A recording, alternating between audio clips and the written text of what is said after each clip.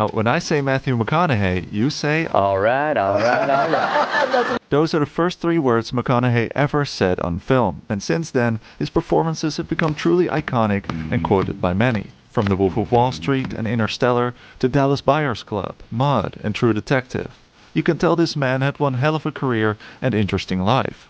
But for the longest time, McConaughey was only known for his romantic comedies, which ultimately led to a period of downtime and not getting offered any other roles. I was leading a successful life as an actor. I was the go-to rom-com guy. I liked doing rom-coms. Then nothing came in. Almost a year and a half.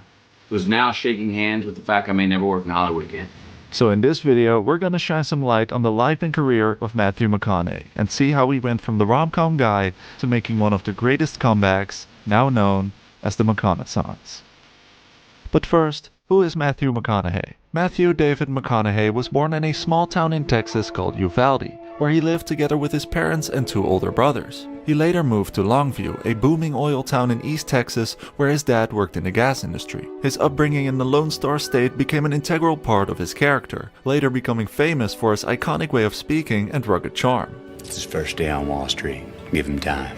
Now, ever since he was young, he kept a journal where he would write all kinds of stories and short poems about his adventures, and all those journals have culminated over the years into his book, Green Lights. During his high school years, he won the prize for most handsome at prom, but he explains he was never the too cool for school guy. I was the guy who danced at the party. I was the fun guy. I engaged. He also had a truck and took the girls off-road mudding after school in the soggy bottom creeks of Texas. We had a speaker that I mounted in the grill, so I could pull up into the parking lot in the morning before school, and like a friend of mine, this girl Kathy Cook or something, I could get on my CB and like duck down and go, "Whoa, look at Kathy Cook this morning. She is looking." Echo across the whole parking lot, everybody, and she'd get embarrassed, wondering where it came from, and then I'd hop up and get busted. McConaughey calls his unique approach to life outlaw logic. Because his parents were married 3 times and divorced twice during their lives, he has learned to steer his course in a way of wheeling and dealing with life, which has worked out quite well so far. Some other interesting facts: he once got arrested while playing the bongo naked because his neighbors called the cops due to the noise. I was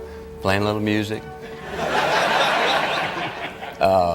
banging on some bongos. Now, and you were naked? Is that also part of the deal? I was buck naked.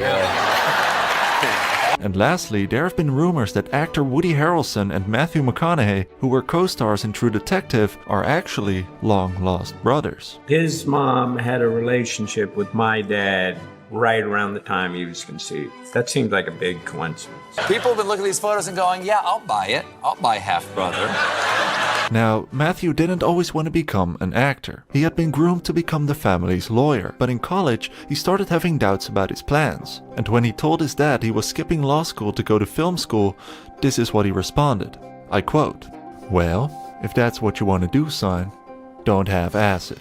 And it were those words that gave Matthew the freedom, responsibility, and rocket fuel to walk the path of becoming a storyteller. Alright, alright, alright. How you doing? McConaughey's entry into the world of acting was marked by Dazed and Confused. Matthew was not originally cast for the film, but one night a friend of him who worked as a bartender introduced him to casting director Don Phillips, and after a few drinks he invited him to go for an audition. We didn't talk about anything but golf and girls and booze. Anyway. Say, man, you got a joint? Much of his role was improvised or written on the spot, and on the night of shooting, director Richard Linklater came up with a scene where they needed a cool guy to drive the car. So I go get in my car. Now I'm getting nervous. First scene I've ever done. It's not scripted. So I'm telling myself in my head, who's my man? Who's my man? Who's Wooderson? What am I? And I go, well, what am I about? I said, I'm about my car. Yeah. And I go, well, I'm in my 70 Chevelle. I said, I'm about getting high. I said, well, Slater's riding shotgun. He's got a Dubois rolled up. Right. I said, I'm about rock and roll. There we go. We got Ted Nugent Stranglehold in the 8-track, and I hear action. And so I look up, and in my head I go, well, the fourth thing I'm about is chicks. And that's what I'm about to go pick up. And in my mind I said, well, you got 3 out of 4. All right, all right, all right. Those 3 words marked the beginning of something special, and a 3-day job for a summer hobby turned into a lifelong career. But that's also when tragedy struck. 5 days into shooting, he got a call from his mom telling him that his dad passed away. McConaughey wrote, "My dad was the abominable snowman, the immovable force, a bear of a man, impossible, nobody or nothing could kill him." 2 days after finishing Dazed and Confused, he wrote down 10 goals for his life at the age of 23. Among other, chasing his best self, taking more risks, staying close to his family, win an Oscar, and above all, just keep living. The saying that would guide him for the rest of his life. During this time, he was able to crash on the couch of casting director Don Phillips, and when Matthew told him he really needed to get an agent to get more work, this is what he responded. He snapped at me. You need it too much. This industry, Hollywood, smells need. You're one and done, buddy. What you need to do is get the hell out of here. Go with your buddies and go ride motorcycles somewhere. Hell, pick Europe, I don't care. But go somewhere till you quit needing it so much, because if Hollywood smells you needing it, you're done. You're never in. So that's what he did. Together with his 2 buddies he met on Dazed and Confused, they decided to go to Europe for a month, rent motorcycles, and just ride. About a week later, after I returned, my first 2 auditions in Hollywood from that agent, I got the job. Sandra Bullock, Samuel L. Jackson, and Matthew McConaughey in the movie version of John Grisham's A Time to Kill. I look at him sometimes and I see a young Paul Newman. If they're setting him up to be the flavor of the month, it's going to be a very long month. It was in the following years that the ball started rolling. He might not have become an actual lawyer, but he played one damn well in this movie. This is also when McConaughey won his first big award for Best Breakthrough Performance. Matthew McConaughey.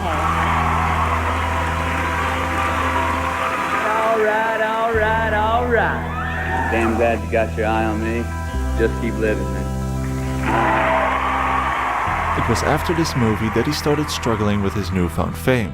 It troubled the relationship with his mother, he lost his privacy, and felt like the world became one big mirror.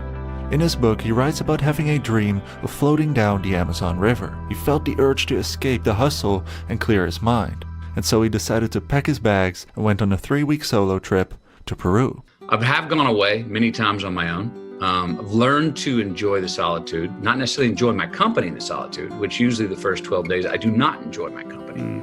I'm shaking demons off my back, feeling regret, lost, confused, trying to figure stuff out. And usually around day 12 or day 13, I'll have a breakthrough. Time slowed down. Just like that slow-moving river, for the first time in months, I was at ease. When he came back, he bought a caravan and started living on the road together with his dog. He writes, "Now fully self-sufficient, Mrs. Hudd and I became what the trailer world calls full-timers. Our compass, wherever we wanted to go. Our schedule, whenever we wanted to go." This period of traveling helped McConaughey come to terms with himself and gave him time to make plans for what was about to come next. After having lived on the road for over 3 years, McConaughey knew he needed to get back to Hollywood and start the hustle again. It had been a few years since his last box office hit, A Time to Kill. He writes, "I was still a bankable star, but my shine had dimmed. I'd lost some heat, as the industry calls it, and I was losing my hair." But then he got offered to star in a romantic comedy alongside Jennifer Lopez titled The Wedding Planner, and so a new chapter began. This movie catapulted him to mainstream attention, and by the early 2000s, McConaughey became synonymous with the romantic comedy genre, starring in a series of similar box office hits such as How to Lose a Guy in 10 Days and Failure to Launch. These rom-coms paid fairly well, and so he decided to move out of the van to something a bit more domestic. So for the next 2 years, he made his new address the legendary hotel Chateau Marmont, a high-class hotel where many celebrities were doing anything God forbid. How the fuck else would you do this job? Cocaine and hookers, my friend. As Matthew writes, ready to rock and roll, cashed out that healthy check from the studio, bought a pair of leather pants and a nice motorcycle, wrote the Chateau a running tab of 120 grand, and got the key to my room until whenever I turned it in. I also had the key to the hotel's kitchen, which I conveniently used to find and cook 3 a.m. steaks. Matthew was single and ready to mingle, but during these 18 months of hedonism, as he calls it, many critics stated that McConaughey was underachieving and that those rom-coms like Fool's Gold were nothing more than forgettable movies. But McConaughey's response to that was, I was rom-com McConaughey, shirtless on the beach, and I looked that in the eye, and still do, and go, you damn right I was. And those rom-coms paid rent for those houses that I had on the beach where I went shirtless. But despite his success in rom-coms, when it came to his performances and purpose, he wasn't fulfilled. My life was being designed for ease, he said. And as an actor, once you're typecast, it's very hard to get out of that mold. I was leading a successful life as an actor. I was the go-to rom-com guy. I liked doing rom-coms. They paid well. But I still said, boy, I'd sure like to do some work that challenges the vitality that I'm feeling in my life. And that work, dramas I was looking for, were not being offered to me. And so I talked to my wife, I talked to my agent, I talked to my business manager, saying, look, I may not work for a while. I was in a position where I had saved my money and been frugal with it because I'm not going to do the films I've been doing. During his rom-com years, he traveled to Mali. He had shaved his head, grew a beard, and embarked on a journey across the Niger River, visiting small villages, wrestling with the local men, and learning about Muslim culture. Here he lived with the Dogon tribe, known for their knowledge of the stars far before modern astronomy. The Dogon star, a phenomenon deep in stellar space. No such orbiting star is visible from the Earth. It was not until this century that Western astronomers began to suspect its existence. These walkabouts, as he calls them, were a way of coming to terms with himself, to be his own character in the movie called Life. A few years later, he met his wife Camilla, and he had his first child. The one thing he knew he always wanted to be, a father, now came true. And my life was so vital. I had more rage, I had more joy, I had more happiness, I laughed louder, I cried harder. It was just my life. The ceiling and the basement of my emotions were full. He decided to stop accepting every rom-com coming in and went on a 2-year break from acting. So I go on this sabbatical away from Hollywood. I say no to every rom-com script that comes into me. I even turned one down for $14.5 million. I shed many a tear with this choice. It was scary.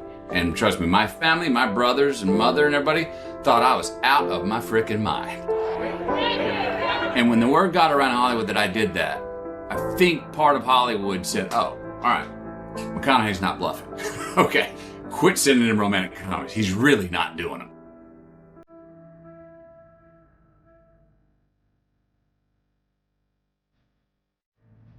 Then nothing came in for over a year, almost a year and a half.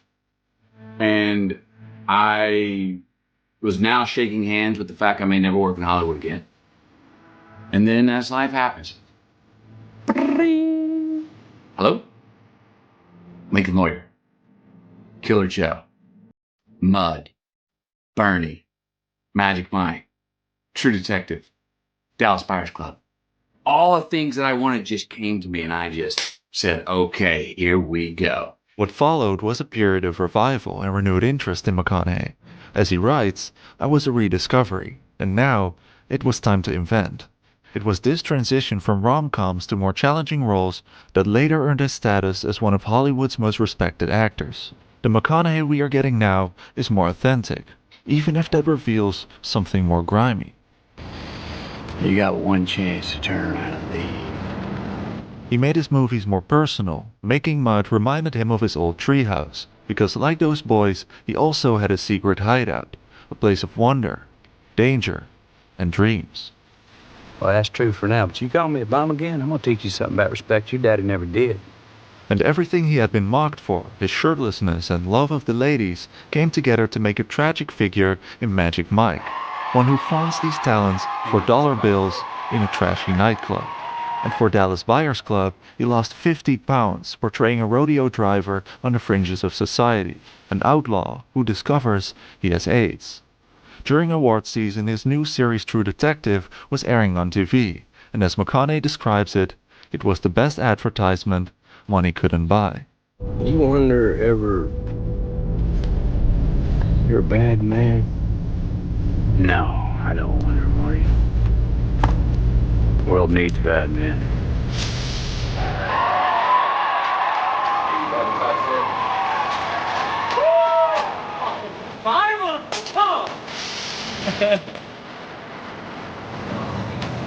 Fight it well,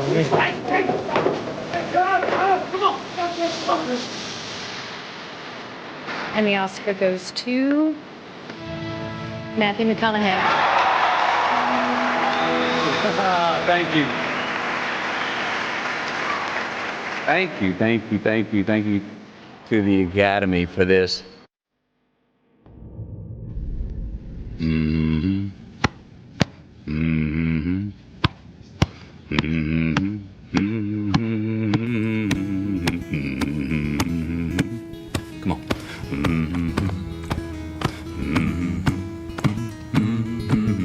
At the height of the McConaughey, we saw him starring in probably his most famous movies, among other, The Wolf of Wall Street. And in that movie, every line became iconic. It's all a fugazi. You know what a fugazi is?